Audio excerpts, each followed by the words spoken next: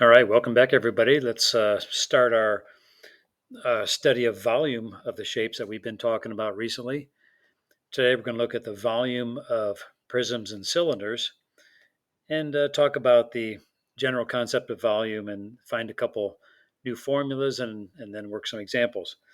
First of all, if you look at the diagram there, or at least the definition of volume, we're talking about how much space is inside of one of our solids. So the volume of a solid is really how many cubic units or cubes can be fit inside that solid. And so we're going to go off that concept and definition as we talk about our solids. Let's talk about the volume of a prism first.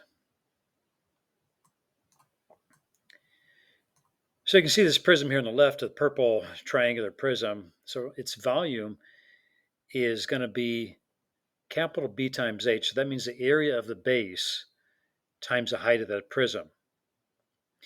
And that's true for any solid, any prism that you find its area of its base and then multiply it by the height, no matter what the base is. So if you look at our first case here about a rectangular prism, its volume formula is length times width times height. You can also think of that as finding the area of the base, which is length times width, and then multiplying that by the height. Same thing with the cube over here. We can think of it as side times side times side, or side cubed. And by the way, that is no coincidence there. We can also think of the volume of the cube as the area of the base, which is side times the height, which is times another s. Okay, well, let's put this into action here. Let's talk about how to find this volume of this rectangular prism here, this orange one. We just saw the formula that was length times width times height. So if we look at this solid, we got the length is 12 centimeters and the width is 10 centimeters and the height is 8 centimeters. So we just multiply them all together and get 960. Now we're talking about cubic centimeters. So now your answers have to be cubic units for volume like it was square units for area. Okay, take a look at the cube here that I've drawn. It's, of course, got 6 faces, and each face is a square, and each square is 10 by 10. So to find that volume of that cube, we're going to have 10 times 10 times 10, which is 1,000 cubic centimeters. So we can fit 1,000 little cubes of 1 centimeter on each edge in that larger solid there. So there's another example of that. Okay, let's take a look at another prism. This will be our hardest problem of the day. Notice the orange prism there. That's actually a pentagonal prism because the bases are pentagons. And we're going to go by our volume formula, area of the base times the height. So we know the height is 7 right here of this prism. You can see it right there. So I got that in the formula. Now I've already calculated the area of the base to be 43, so I need to show you where I got that. Okay, so remember that base is a regular polygon, and we have a formula for that. It's 1/2 times apothem times perimeter. So the perimeter of that pentagon is pretty easy to calculate. We see that it's 5 on each edge, and so there's 5 edges, so 5 times 5 is 25. So we got the perimeter right here. We also need the apothem. So that's where you have to get a little bit dirty there. Remember that right triangle you have in there, and it's got a 36-degree angle there, which was given to us, and we got to find that apothem for our formula for area. This edge of that pentagon is 5, so half of that is 2.5.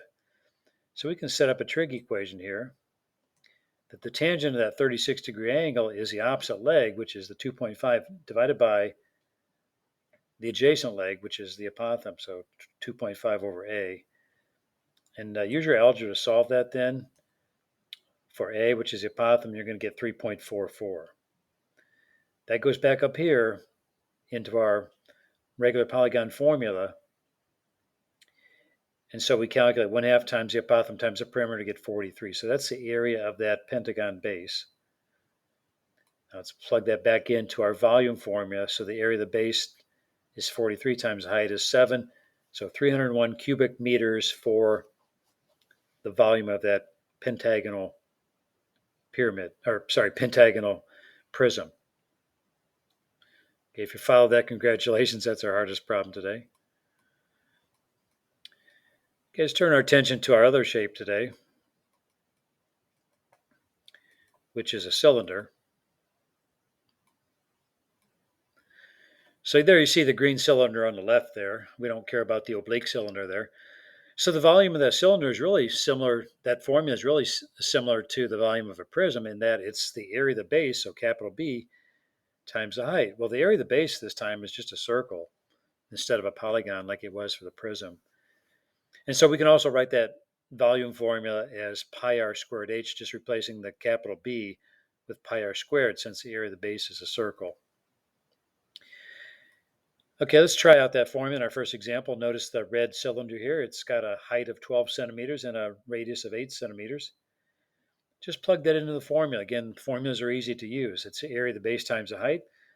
Remember, the base is a circle, so it's pi r squared times h. The radius is 8, so pi times 8 squared times h, which is 12.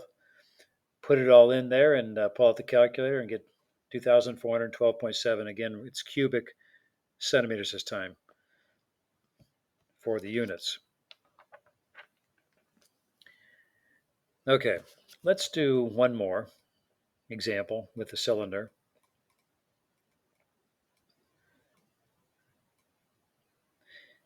So here you see a picture. It says find the volume of the cylinder with a base area of 36 pi square inches and a height equal to twice the radius.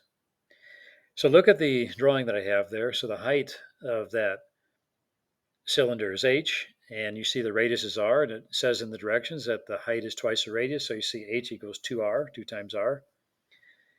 And they want to find the volume of that cylinder. Okay, let's start out with the volume formula right here at the top. Volume equals area of the base times height. We were given the area of the base is 36 pi, so I just plugged that right into the formula here. Height we said was 2 times the radius, so I'm going to plug 2r in for h there, and so we have the second line right here, 36 pi times 2r. Let's multiply that out and get 72 pi times radius. Now, before we can get that volume, we need to get the radius of that cylinder. So we're going to do a little side calculation over here.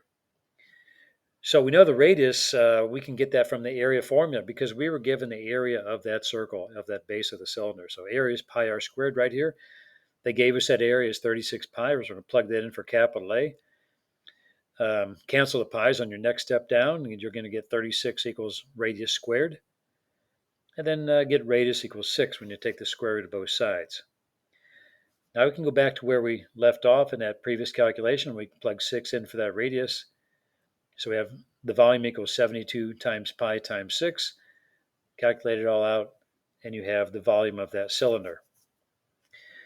Okay, to summarize a little bit today, we have two new shapes that we've studied before in the context of surface area, but now we're calculating the volume. So we're calculating the volume of a prism and a cylinder, and both are really have kind of the same general formula that you just got to calculate the area of the base, whether it's a circle or a polygon, and then multiply it by the height.